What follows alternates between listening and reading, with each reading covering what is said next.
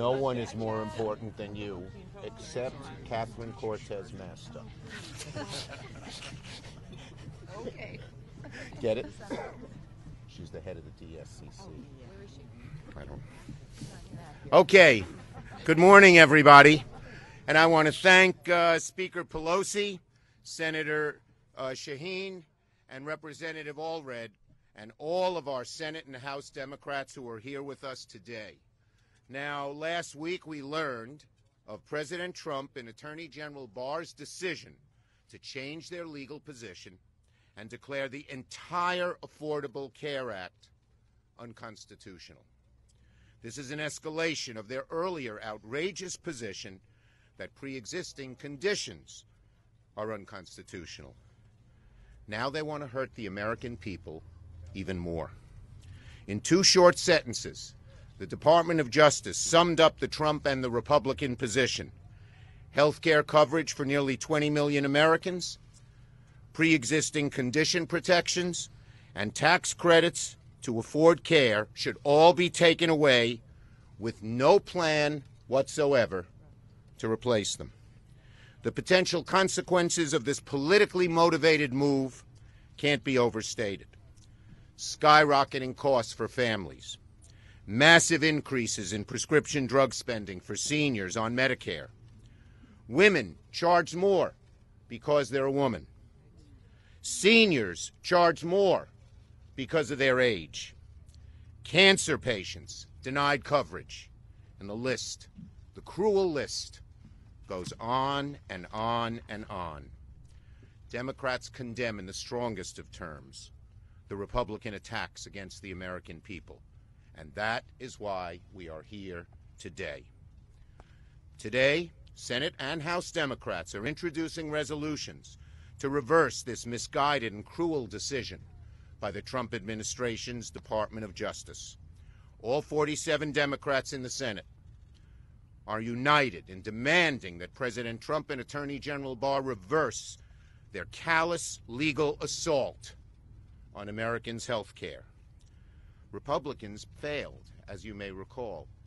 Republicans failed to pass any of their health care plans in Congress, so they're trying to repeal health care in the courts.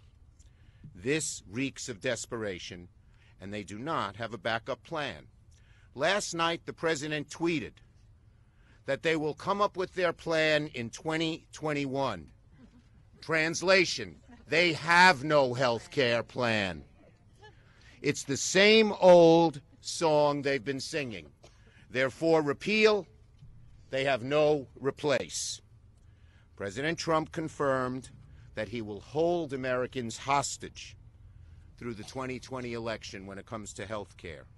He promises, re-elect me, and maybe you can take a peek at my backup plan after that, which they don't have. What a ruse. What a shame. What a disgrace. We know that what the Republicans' health care plan might look like: gut protections for Americans with pre-existing conditions, massive losses of coverage, destabilize insurance markets, help the big fat insurance companies, the drug companies, and all their special interest wealthy donors. So when President Trump insists he has a magic plan that we can see if only the American people re-elect him, we know it's just not true. The American people will not stand for the president playing cynical games with health care and politically by betting with the health of 20, 30, 40 million Americans. He is sure to lose. Don't let President Trump fool you, America. Republicans are not the party of health care. They are the party that wants to end your health care. We Democrats will not stop fighting tooth and nail to protect Americans' health care today, tomorrow, and on in through 2021. Leader Pelosi. Good morning, everyone. It's an honor to join the distinguished Democratic leader of the United States Senate, Senator Shaheen, a leader on the protecting the care of the American people, and Colin Allred, from the House of Representatives, a freshman member who's taken the lead on this issue from day one in the Congress. We're here to condemn what the president did. Last week, the Trump administration radically expanded its war on the Affordable Care Act, on Americans' health care, asking the court to strike down every last provision of the ACA. The distinguished leader went through some of the concerns, some bear repeating. Imagine that he would say, after the Republicans misrepresented their position on pre-existing conditions. Remember during the campaign they said, oh, we're for the benefit of not having pre-existing condition be a barrier to your access to health care. They said that in spite of the fact that over and over again they had voted to eliminate that benefit. And now the president is acting in a way to not only eliminate that benefit, which is so important, also to eliminate a companion benefit that goes with a pre-existing condition, to eliminate the ban on lifetime limits and annual limits on people who need health care. This is terrible. Being a woman, no longer a pre-existing condition under the ACA. Up to 26 years of age, you can be on your parents' policy. Lengthening the stability and the solvency of Medicare. They don't care. They think Medicare should wither on the vine. That is the Republican mantra. When Medicare was passed, they said it would lead to a socialist dictatorship. They do not believe in a public role. They are anti-governance. So this is not an issues fight or a legislative fight. It's a values fight for our country, that we value the health and well-being of the American people, and we recognize that their financial stability is related to their health stability. The Medicaid expansion, as the distinguished leader said, this isn't just about the 20 million people who now have access to quality, affordable health care. It's about over 150 million families who have better care, better benefits. Again, no lifetime limits, no pre-existing condition ban, and some of the other provisions that I mentioned.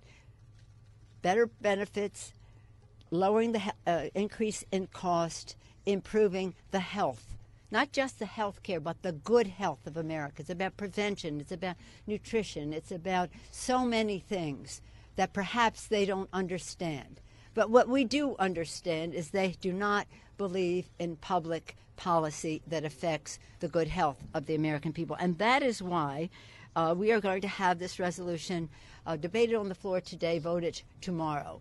From day one, Congressman Colin Allred, a freshman from Texas, led the way. House Democrats voted to throw the full legal weight of the Democrats in the House of Representatives, and we hope that some Republicans would join us, against the Texas lawsuit. He's from Texas.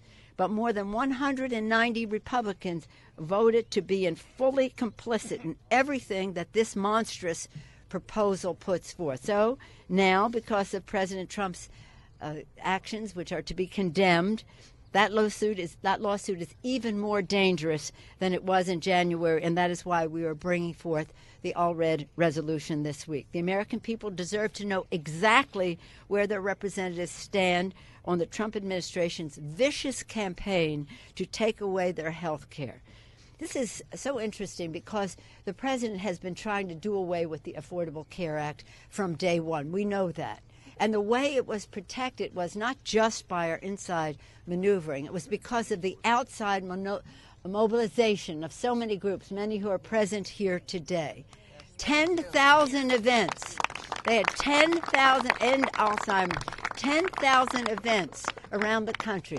The Little Lobbyists, the patient advocacy groups, HCAN, Protect Our Care, all kinds of organizations and individuals coming forth with the power of their individual stories. It wasn't just about statistics, as compelling as they are. It was about the individual stories, and the individual stories of little children born with a pre-existing condition, whose families need everything there. They need the health care, but they need Medicaid as well. Little children with a pre-existing condition, the president is saying to them, you now have a lifetime limit on the insurance you can receive. Saying to little children, your pre-existing condition is going to ban you from having health care that is affordable. You can have health care, but the cost will go through the roof. That's what the president is saying to these little children, not to mention every other age group, and what he's saying to seniors as far as Medicare and Medicaid, et cetera, are concerned. So Democrats will fight for the people.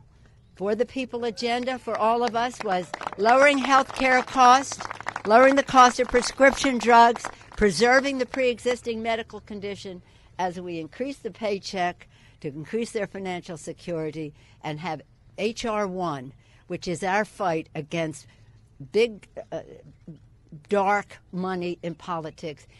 When we pass that as the law of the land, the American people have confidence that we can lower their prescription drug prices, protect their health care, increase their paychecks. And again, today is Equal Paycheck Day, so Equal Pay Day. So hooray for us for passing under Rosa DeLaura's leadership, equal pay for equal work.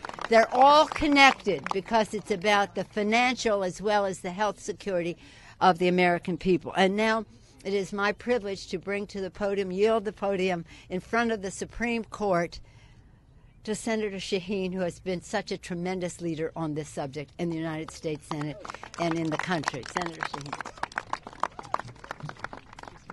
Good morning, and thank you very much, Speaker Pelosi. I'm honored to be here with Leader Schumer, with Speaker Pelosi, with Congressman Allred, and with all of our colleagues from the House and Senate. We are here this morning to say that we oppose the Trump administration's effort to overturn health care for Americans, and we are going to make the case every way we can that all Americans in this country deserve access to affordable health care when they need it. The Department of Justice scheme to completely invalidate the Affordable Care Act puts millions of Americans at risk of being unable to afford or simply not be able to have access to their current health care plans. This assault on Americans' health care cannot go unanswered, which is why today I'm joining my colleagues in the Senate, all 47 of the Democrats, 45 Democrats, 2 independents, to introduce a resolution that calls on the Department of Justice to reverse its position in the Texas v. United States lawsuit.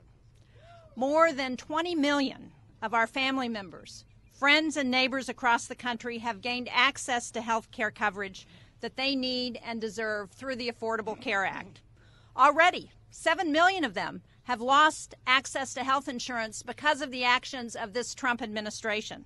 And if the law is overturned, those living with pre-existing conditions stand to lose the most.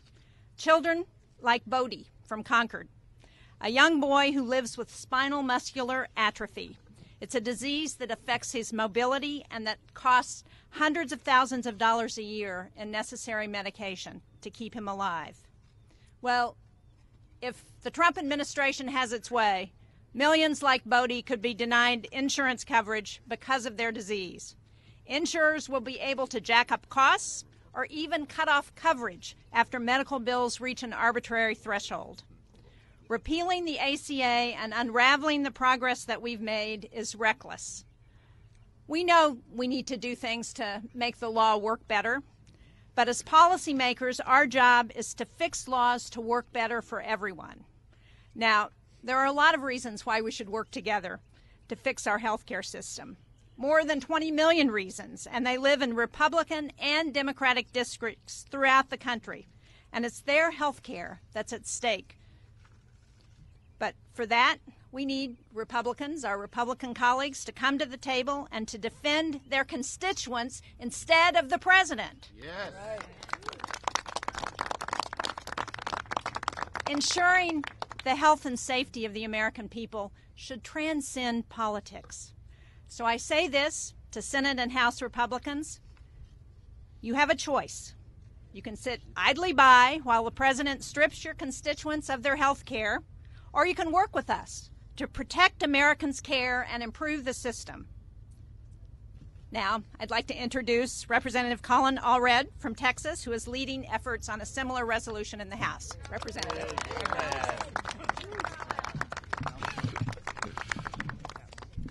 Well, good morning, and thank you, Speaker Pelosi, Senator Sheen, and Senator Schumer for organizing this effort. I am so proud to be helping to lead this fight. We are here today to say that the United States Congress will not stand idly by while cynical, partisan interests attack the health care of hardworking Americans.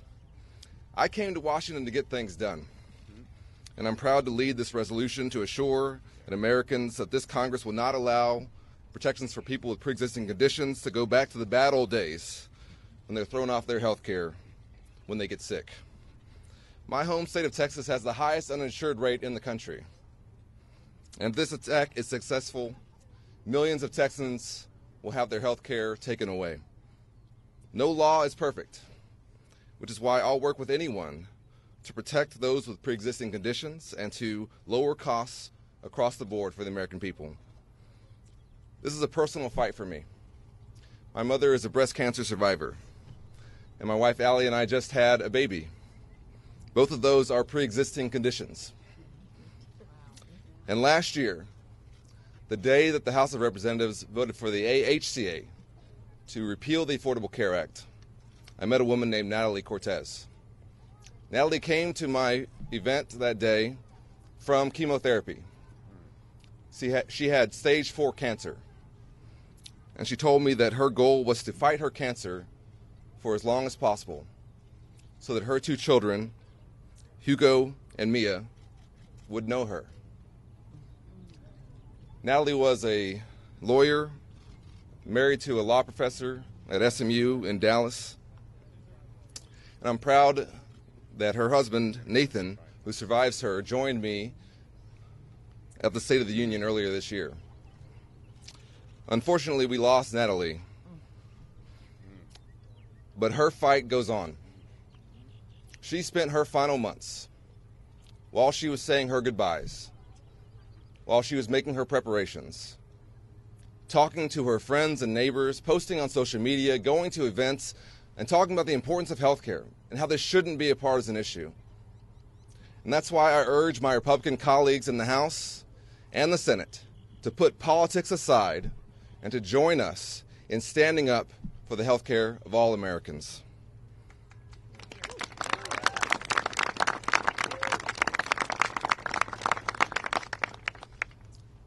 Natalie deserves no less. And now more than ever, it's time for the United States Congress to be on the side of the people. On the very first day of this Congress, we took action to make sure that the House of Representatives would stand up and defend the Affordable Care Act in court. And this week, we will continue that action. This resolution is a good first step, but I urge my colleagues, as I said, to join us in this effort and to make sure that we continue to fight to stabilize the healthcare system, to lower costs, to lower the cost of prescription drugs, and to do what the American people sent us to do, here to do, which is to deliver for them. Thank you so much. Good job. Thanks, everybody. Thank you all so much for coming. Good job.